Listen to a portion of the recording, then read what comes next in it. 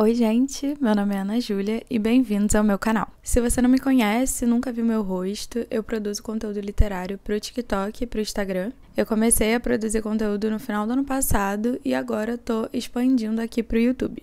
Eu tenho 24 anos, estou me formando em jornalismo e aqui vai rolar vários conteúdos literários. Os resumos de enredos que também vão pro Spotify em formato de vídeo, que foram que me inspiraram a realmente criar esse canal para eu poder contar essas histórias com mais profundidade. Mas também vamos ter vlogs, tags, resumos do que eu li no mês.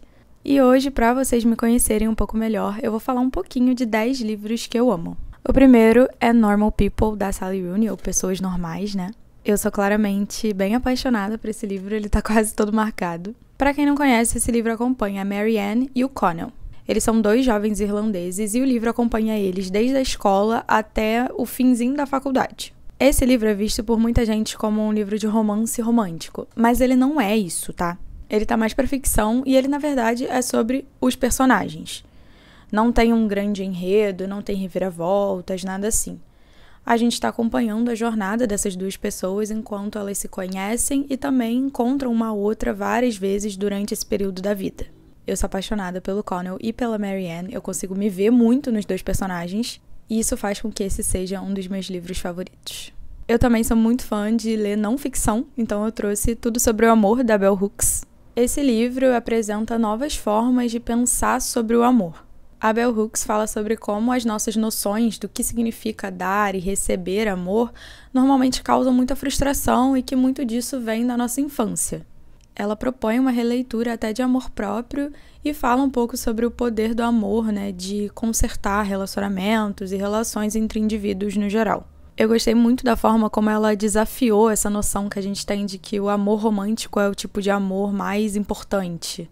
Eu não concordei, assim, 100% com tudo que ela falou nesse livro, mas eu acho que quando é um livro de não ficção, que ele tá meio que tentando te ensinar alguma coisa, mesmo se você não concorda, mas você consegue ver, assim, qual é o ponto, né, da onde ela tava vindo, por que que ela fala aquilo, ainda tem seu valor. Então, mesmo eu não concordando 100%, esse é um dos meus livros de não ficção preferidos.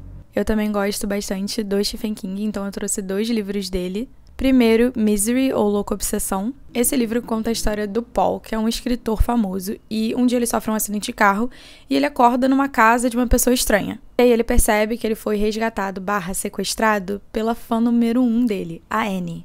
E a Annie não bate muito bem nas ideias, assim, ela é uma pessoa esquisita.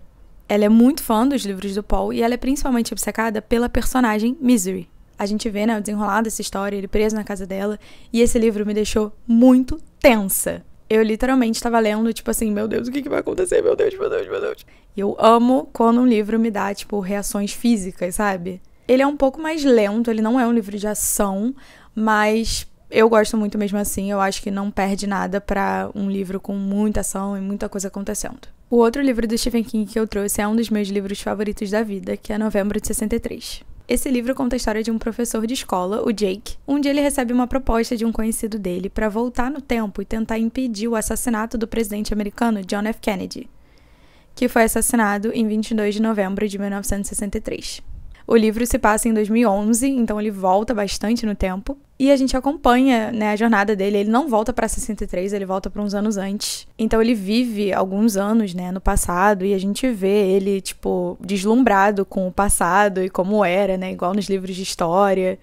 E ele passa a construir uma vida, né, porque ele tem que esperar chegar a 63 para ele cumprir a missão dele.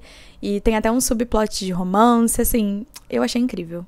O próximo livro que eu trouxe é Babel, ou Babel. Esse livro se passa em 1828, quando o Robin Swift, que é um órfão chinês, é resgatado da cidade dele, que está tendo uma epidemia de cólera e toda a família dele morre de cólera. E ele é resgatado por um professor chamado Professor Lovell. Ele é levado para Londres, onde ele mora por anos na casa do professor, aprendendo grego, latim, tudo se preparando para o dia que ele vai entrar no Instituto Real de Tradução da Universidade de Oxford, também conhecido como Babel, ou Babel. Eu realmente não sei como é o certo. A torre e os seus estudantes formam o Centro Mundial da Tradução e, mais importante, da magia. E a gente vê a jornada do Robin, né, entrando em contato com esse universo novo, as suas questões com a identidade, né, de onde ele veio e aonde ele tá agora. É uma lição no poder da linguagem e, para mim, explora muito bem a questão de violência acerca de uma revolução. O próximo que eu tenho é A Natureza da Mordida. A Carla Madeira é uma das minhas escritoras favoritas e A Natureza da Mordida, para mim, é o livro mais forte dela. A gente acompanha as nossas protagonistas, Olivia e Bia. Elas se conhecem num sebo e a Olivia é mais jovem, a Bia já é uma mulher mais velha. E a Olivia tinha acabado de passar por uma perda recente e ela se encanta pela Bia. A gente acompanha os 12 primeiros encontros dela e uma história que tá cheia de lacunas. Até que, aos poucos, as coisas vão se revelando e a narrativa ganha esse fluxo. Conhecendo a vida da Olivia, a gente começa a entender a Bia. Eu acho esse livro incrível. No começo ele é um pouco confuso, vou admitir.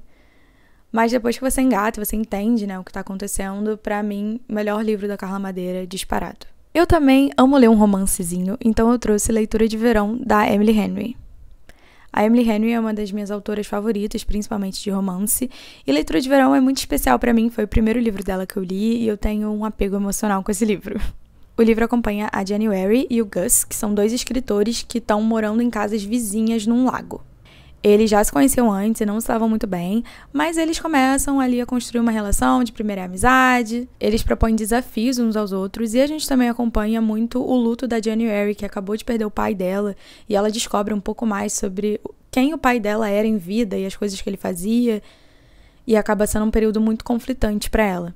E eu adoro como esse livro consegue explorar muito bem o romance, eu acho o romance muito bem construído, mas ao mesmo tempo também toca nessas partes mais sensíveis, fala de família, fala da construção de quem você é.